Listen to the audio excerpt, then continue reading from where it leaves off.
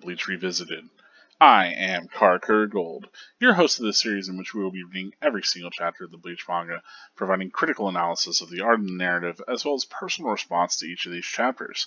We'll also be discussing how the chapter connects to the rest of the series as a whole. As usual, we begin these videos with a reading of the chapter that we are currently discussing for the episode. This is Chapter 107, Heat and Trust.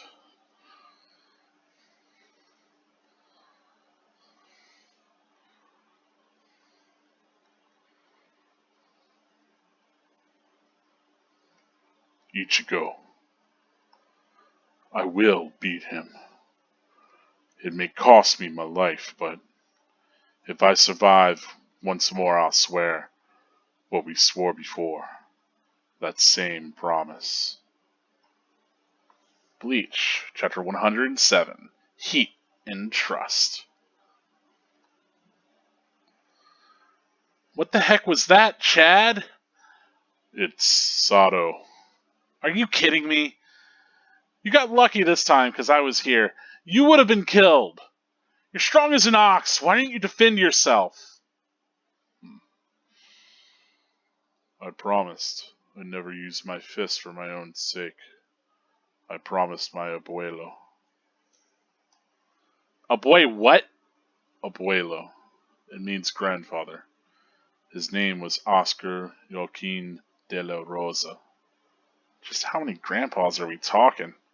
He was a mestizo, a Mexican. I lived in Mexico before I moved here. You said you were from Okinawa when we met last month. Did I? Yeah. Forget it. All you do is talk nonsense. Well, I'm not gonna bail you out next time. The thing around your neck. You always wear it, huh? Is it something important? Huh? Yeah, it's important. More important than my life. Looks like a coin from another country. Or something. Where's it from? Mexico. Jeez. We should go.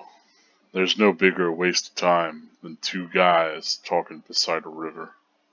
Hey, you got a phone hanging there. Whose is it? Huh? It must belong to one of those guys. Oh well, I guess I should give it back. Throw it away! Hey!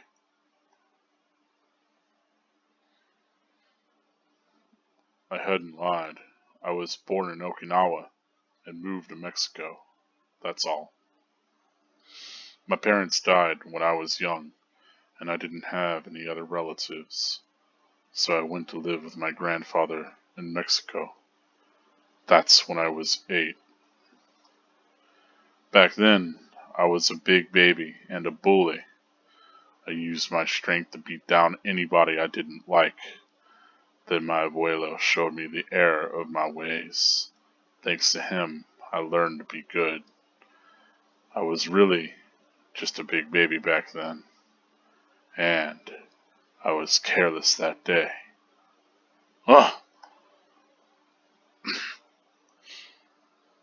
It was the very next day. Even a monkey would have known better than to walk home alone. That cable's pretty thick. I don't think I can break it. Ha! Chad of Mashiba, you're finished. How does it feel? Does the pain make you want to pee your pants? Huh? People pee their pants for pain? I'm not feeling the urge. Sorry. Ha! Fine. Then how about this? Huh? I know all about this. That it means a lot to you. It's a souvenir from Mexico that you value more than your own life. So if you lose it, you'll die, right? Then die, you. Jack! Oh, Yoko-chin! Yoko-chin! But I told you not to call me Yoko-chin. How many times do I have to tell you? Yo. Hey, thanks for being such a sport. Ichigo Kurosaki of Mishiba Junior High. Wait, dude! Don't ignore us! Stop rifling through Yokuchin's pockets! Ichigo. Aha. Here it is. Hello? I need an ambulance. Ambulance? Taking care of Chad before you fight us? What a slap in the face! Yeah, send it to Nishitoria District 2, under the Nose River Bridge. There will be 1, 2, 3, 4, 5. 5 of them. You're dead! Okay, how about this, Chad? You won't have to hit people on your own account anymore. But in return, you have to hit people to help me. I'll fight for you, and you'll fight for me. If there's something you want to protect with your life, I'll protect it with my life. Is that a promise? Okay. You got it. It's a promise. That's why I can't lose.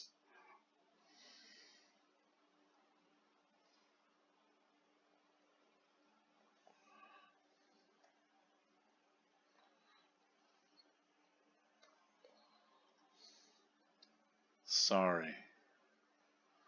To be continued in Volume 13. Do we have anything on the next? Oh, here we go. I need to get down there. Just need to.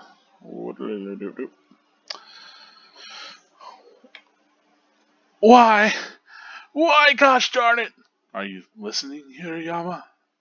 Hirayama's using this club to try to ease the pain of having been a bench warmer on the baseball team for 3 years. Leave him alone, Takehara. I know what he's going through. Fujio, maybe you should stop using the club to get over the fact that the boxing team never let you fight a match. That's Fujio, the senior, and Onodera, the junior. Radio Cone, baby.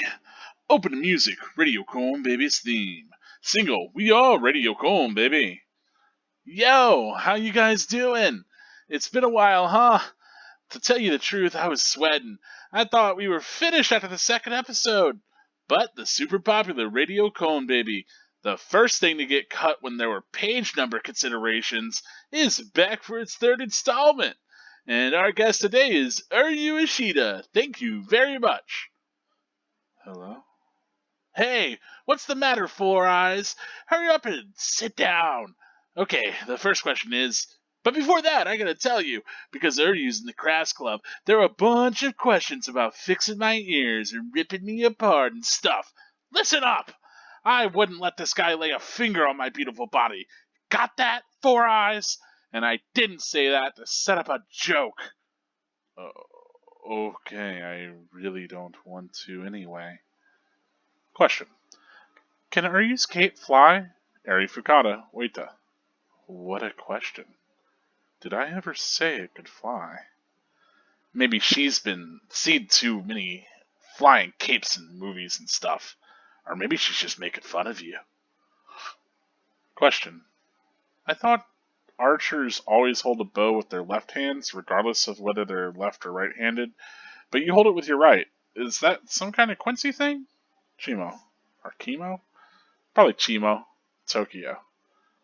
I do? What? Well, I was never in an archery club or anything, so I don't really know what's right. Are you supposed to hold a bow with your left hand? Then you've been shooting your bow without really knowing the proper way? Dude, that's dangerous! Why? It's been working fine so far. Question. I have a question for Uryu. What was your nickname as a child? Actually, can I call you U-chan? Aiko Ishimura. Niigata. No. Jeez, what a jerk. In Volume 5, you said that your favorite food was mackerel stewed in miso that you cook yourself. Does that mean you live alone? And what other foods do you like? Kite Watanabe, Hokkaido. Yes, I live alone. Seriously? Why? Your parents live far away or something? What do you care? It's a private matter. I don't want to discuss it. You really are a jerk. Oh well. And what other foods do you like? It's not really my favorite, but I'm good at making chikuzin ni. That's chicken stewed with taro, burdock, and cognac.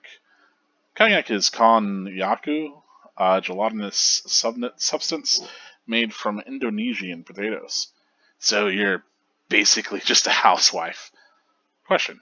Your cape is short and your master's was long. Does the length of a cape indicate the strength of a Krasi? Yuma of Hiroshima. Wait, it's not Krasi, it's Quincy. The length of a cape is a matter of individual taste. My master always said that a longer cape was cooler. Question. Despite everything you said, are you into Krasi costumes? Nanaikudo, Hokkaido. Like I said, it's not Krasi, it's Quincy.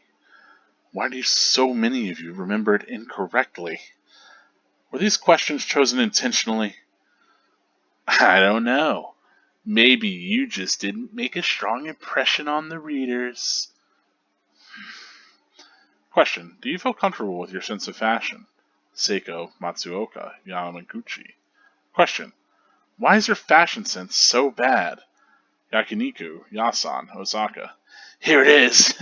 The biggest question of all. The suspicion that Uryu Ishida is uncool. That's insulting. The only reason people think that is because Ichigo keeps saying my clothes are funny. I don't think I'm so uncool. Well, there seems to be a consensus regarding your coolness factor here. Question. When you were little, you said, will this traditional Quincy costume ever be updated? It's really uncool. What kind of costume would you have liked? Seiya Ida Nigata. See? Well, huh? Even you thought the cape was uncool. Then what costume would you have liked to wear, huh? Say something, Mr. Uryu, I'm not cool Ishida. Fine. If you must know, I'll show you. I have with me a costume that I designed back then. Don't be surprised when you see it. It's so cool, I still get goosebumps when I look at it. I was oozing with super fashion sense even as a young boy. Yuck! Single. Good night, Radio Cone Baby. Ending theme music. Willie the Lion Smith. The Panic is on. Waiting for letters. Any kind of question will do, but if you send us naughty question, please include a radio name as well as your real name, otherwise the kids at school will know you're a pervert. Our next guest will be Kisuke Uruhara. Unconfirmed. Send your question, name, address, age, and telephone number to the address below, Shonen Jump, Co. Viz Media LLC, P.O. Box 77010, San Francisco, CA 94107, ATTN, Bleach, Radio Cone, baby. And that is it for this volume. There is an extra little chapter, but I'll be putting that in a separate video on its own, just as like a little side thing. As this video is probably going to be long enough already.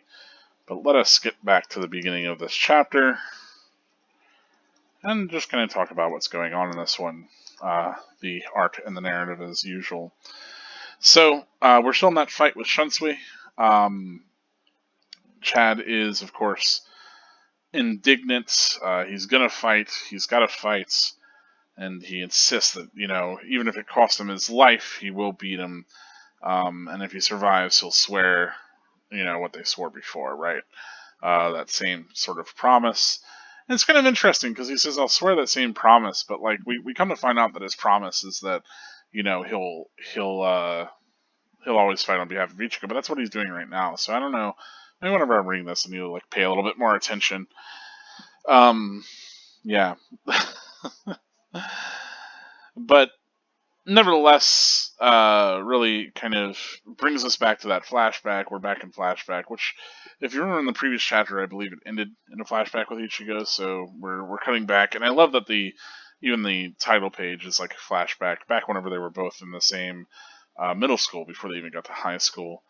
And yeah, I do like that chapter cover. I think it's cool. The back-to-back Ichigo Chad, Heat and Trust. So Ichigo and Chad, now we know that we've known each other since middle school. We got their initial introduction, and we got these kind of moments between them, which is kind of neat. So here, Ichigo maybe would have been like 14 or even 13, which is kind of wild to think about. But yeah, he's asking Chad what was going on. What the heck was that? To which, Chad's just like trying to correct him on his name being Sato, which is cute. But yeah, Ichigo just bailed Chad out. Chad just was mostly beat up, but he wasn't fighting back was the big thing, right? And I do like that we get like these juxtapositions between Ichigo's expression right over with Chad's. I kind of love just the way that Chad's chilling here. It's neat. But we also get a little bit of Chad's background, right? That is, he's got this Mexican grandfather, and even though he was born in Okinawa, he moved to Mexico because that was his only surviving family, I suppose, to move with, his grandfather. And so we get a little bit of his heritage there, which is nice. Of course, Ichigo asks Chad about the coin that he's wearing around his neck as a necklace, and he reveals that, of course, he got it from his abuelo. And as we come to learn this chapter, more or less, Chad used to be a real bully and used to really take advantage of his size and, being bigger than other kids and all of that. And whenever he got upset with something, he would just fight somebody. But his abuela really taught him a better way to live and taught him not to fight so much and not strike out against other people like that. And so Chad really took that to heart and is really proud of this change that he's made. But Ichigo's just seeing Chad constantly just get beaten up. So even if he's a tough dude, he is constantly getting roughed up. And so they make the agreement they do here. But I like that Ichigo has this sort of connection. Of course, this gangster's listening in by starting a call and then cinching a phone to the back of him. This is back in the day, folks. Flip phones. Of course, we get the little group of gangsters that had been listening in. Like Chad here with the headphones snug up under the chin. It's cute. And of course, the transition of air, I say air like clouds and stuff, but then the next panel being like down from those clouds, like kind of even incorporating them, is nice. Chad, stylish even in middle school. But yeah, we get these guys closing on Chad. They've got tasers, stun guns, actually. I guess there's a difference. This is a taser gun, I suppose, or like a hand taser. Not one that would shoot the wires, but one that you would... It's like a cattle prod, perhaps, is the better terminology. Anyway. Nevertheless, Chad is roughed up pretty harshly. He's tied to a chair. He can't break free. And, despite that, Chad's like... I love that he's so, not giving into this guy. Chad's very unyielding. I like that that's paralleled in the fight that we have with, Shunsui, right? We have... Chad has, very unshakable sort of determination to him. He's not the type to break. Even now, whenever this thing that's very precious to him is threatened, right? That they take the gift from his abuelo. Which, it's interesting enough that he says that that's worth more to him than his life, right? Yeah, I mean, it seems like it should have some sort of sentimental value, and maybe that lesson is a lesson that's very valuable to Chad. But him saying it's worth more than his life seems a bit sentimental. But then we have to remember that these are teenage characters, so maybe that affords them a little bit of hyperbolic sentimentality, this is the most important thing to me kind of moments. I don't know. It makes a convenient sort of trinket for this guy to threaten Chad over, nevertheless. This is of course, one of the best moments in Bleach here, as Ichigo takes this guy's phone, calls the ambulance, and they assume that Ichigo's calling an ambulance for Chad because Chad's been roughed up real bad, or maybe even calling an ambulance for himself. But of course, he is calling for all 5 of these guys to be taken away. And I think the way that the anime does this is that they actually redo it as you're gonna have to send 5 ambulances. That's I think how they do it, which is pretty even cheekier, really. But this is like the first like half-page thing that we get is Ichigo with the 5 of them. And I love the guys all like rushing towards Ichigo, and just the toss of the phone over their shoulder is a fantastic sequence. Really, really sets up Ichigo as like, man, incredible badass. I love just Chad being caught in the middle of this. Like, what is going on? Who is this guy? 1v5 and people. But we also get this this really kind of sentimental moment where we get that connection between Ichigo and Chad. That Chad makes Ichigo have this promise, like, well, you're not gonna hit people. You don't have to hit people on your own account, but you'll hit people for me, and I'll fight for you. You know, so we'll fight for each other. And so if there's ever anything that you want to protect, I'll protect it, and vice versa. And that's why part of why Chad is so fiercely loyal to Ichigo is that pretty much Chad does not like raising his fists, against somebody else. He doesn't like using violence to get his way. But Ichigo doesn't have any qualms about that, right? Ichigo's like, look, if somebody crosses you, I'm your friend. I have this connection to you. You can expect me to fight for you, and vice versa, right? So like that idea is that like, well, if you're only going to raise your fist to protect somebody else or to, on behalf of somebody else, well, do it for me and I'll do it for you, kind of thing. Sort of in this together, and it really neatly secures Chad as basically this ride or die friend who's willing to kind of always go for whatever Ichigo is, which ties back into exactly what Shinsui was saying, where it's like, well, you're not really you don't care that much about Rukia, like you couldn't have had that close of a connection to her, and it's like, well, yeah, he didn't, but he's got this close of a connection to Ichigo, right? And if Ichigo's like, hey, we're gonna go rescue Rukia, Chad's like, oh well, yeah, you know. And I like that. I think it's a solid sort of friendship. But yeah, ultimately that's their promise. So it's interesting that Chad's saying that like he'll make that promise again with Ichigo, maybe just reaffirm it really. Um, but nevertheless, it is kind of a defining bond between the two of them. And I do like that, like, as the darkness fades, we do have that same sort of black that stripes both Chad's shirt as well as his arm.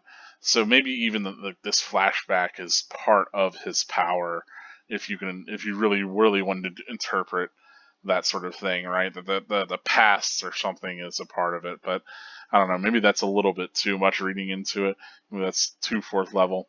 Nevertheless, Chad is very certain, his determination. He's like, well, that's why I can't lose. He comes with this massive blast. At this point, Shinsui's just standing there, just like, okay. And he lets Chad have it. Just one clean cut across the chest.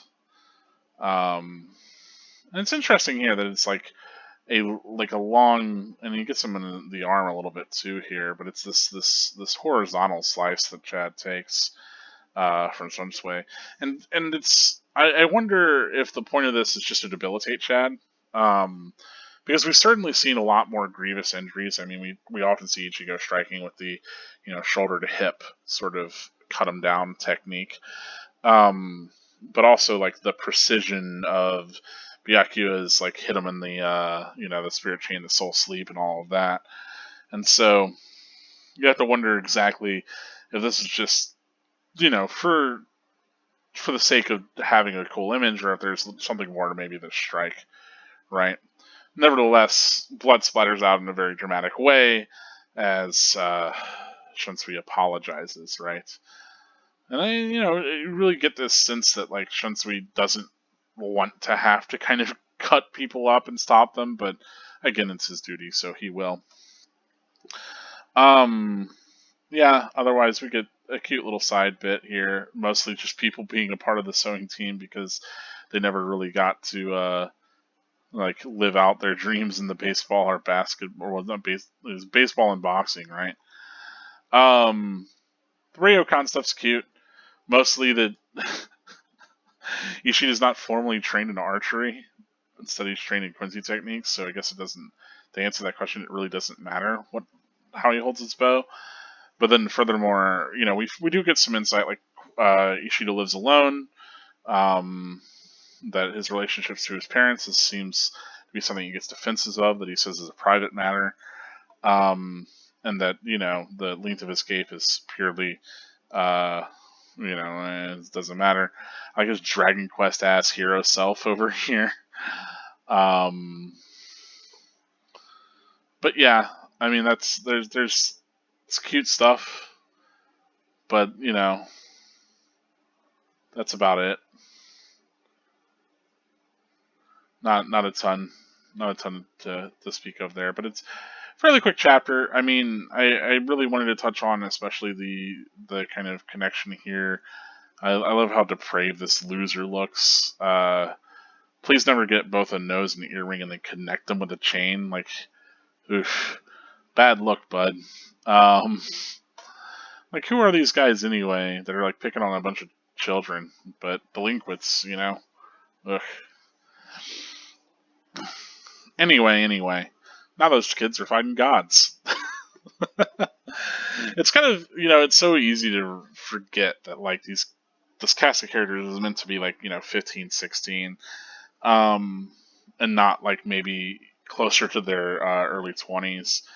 Like, not that that would be an appropriate time to fight a god of death anyway. So, but it's always easy to kind of forget the relative youth of Bleach characters, that they're actually kind of in their mid-teens rather than late teens or even 20s. And maybe it speaks a little bit to the maturity at which they're drawn, but also a little bit of how the characters are handled in general. Especially, like, I think that's another thing that people forget is the Soul Reapers being hundreds of years old, too. All the people that, of course, ship Rukia and Ichigo, it's like, I don't know.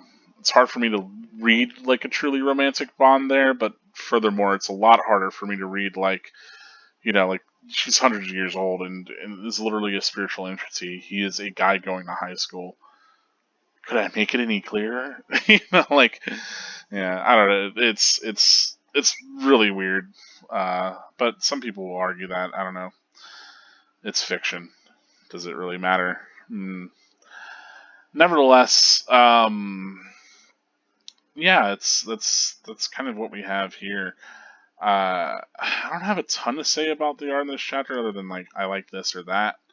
You know, it's all pretty straight and serviceable. I do like the way that Chad looks in this kind of flashback, and we get I think is this first shot of his abuelo. And it's interesting if I think about when Chad has fought before, like for the parakeet, and on the case in the case of Ichigo's sister of Karin protecting her, it's always been in that sort of like raising his fist to protect another. So that is at least neat that it's always like been on behalf of others, and that's kind of visually been coupled in the past where you couldn't even see the hollow, and so they had to literally direct his punches.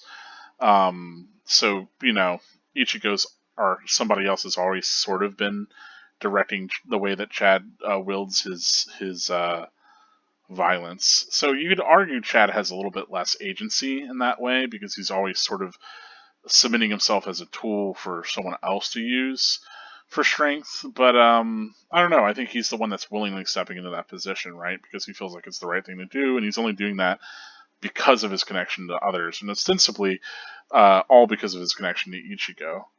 So, yeah, I don't know. I think Chad would probably protect like a random person from a hollow, though. Like he has the means to. He would, like, even if it's not someone connected to Ichigo, such as Rukia or Karin. Oh, there was a lot of just running from Shrieger, though. So until things got more involved, you can question it. Anyway, it serves as like a solid point where we have Chad earlier in the series here, and it's interesting to see how he might develop from this. So I think it's a solid point, but also I don't know. I don't expect that a lot of people thought that Chad was going to win this fight. So it goes about as well as it could have, but ugh, yeah. And that's ultimately the other big thing is like, despite how determined Chad is, he still loses this fight as if it was effortless from Shunsui. And so you have to really wonder about Ichigo, who is really faltering right now, who doesn't have the conviction that he needs. As we see, even Chad with conviction can't win, so you have to wonder what Ichigo's odds are against Saraki Kenpachi. And like I said, there's no surprise that this is juxtaposed against that other fight. And you'll see, with our next volume, it's largely focused on that Zaraki battle. And speaking about the next volume, speaking about things to come, let's talk about spoilers. So, yeah, not other than yes, the 5 ambulances moment's really great. The Willow stuff's really great. I do love that it does get mentioned here that Chad has, this really precious item of his, like a full ringer, and his parents were attacked by hollows because he's a full ringer. Or, well, his parents died when he was young. They don't say it was hollows. Did he say that they died in an accident? I wonder.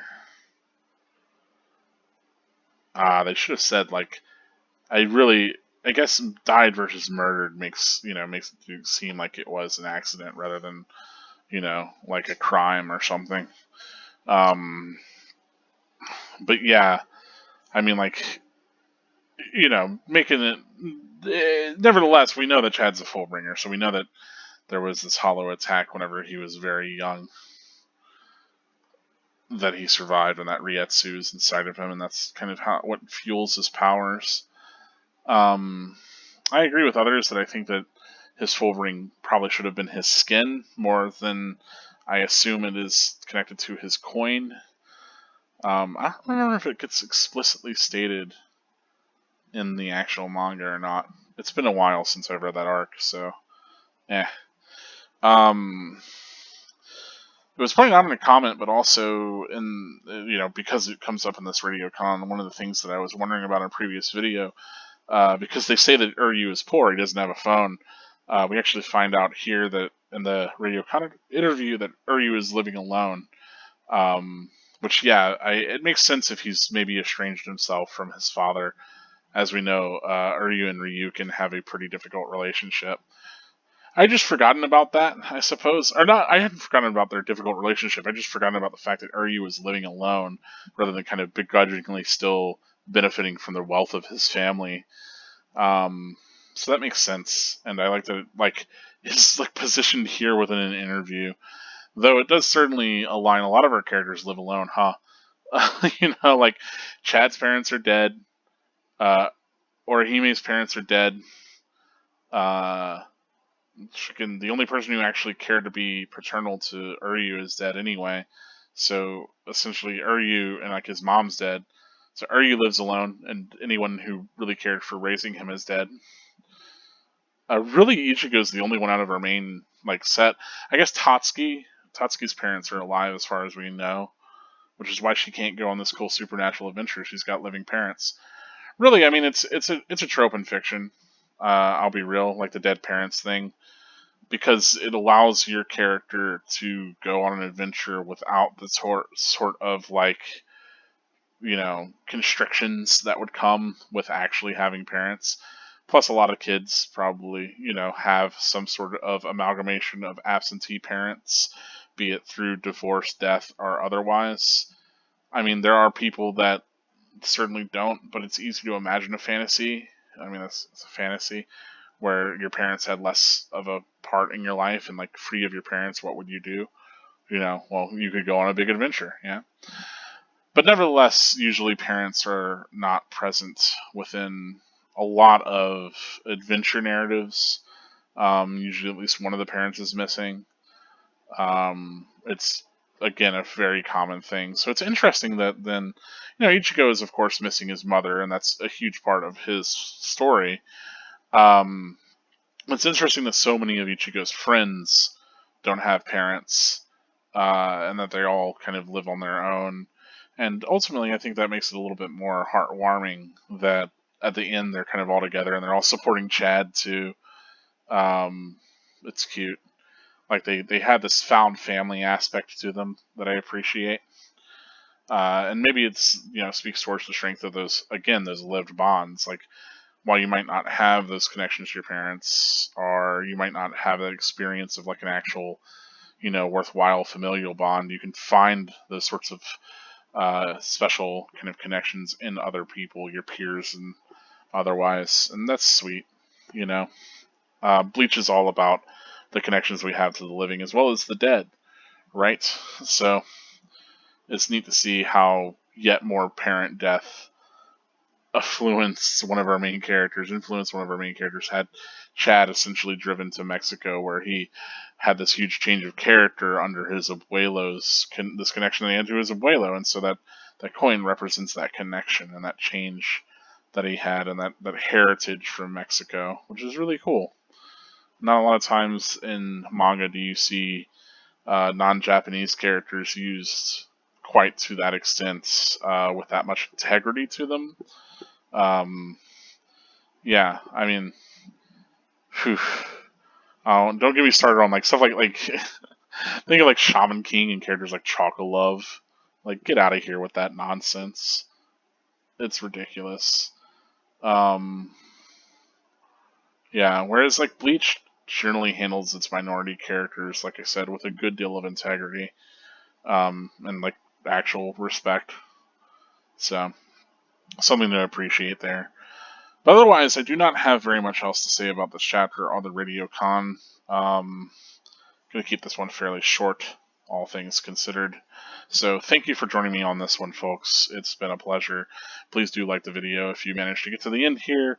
And if you'd like to support me in other ways, always you can share this with anybody that you think might be interested in Bleach. Go ahead, let them know about Bleach Revisited. Subscribe to the channel if you haven't already. And you can always support on Patreon for as little as $1 a month. And your name can be on this shiny credit screen, wherein I say, hey, thanks everybody who's supporting me. So, by the way, everybody who supported me, thank you. I do appreciate it. And that's it for this one. I've been Karkura Gold, and I am reminding you that spirits are forever with you. Stay gold.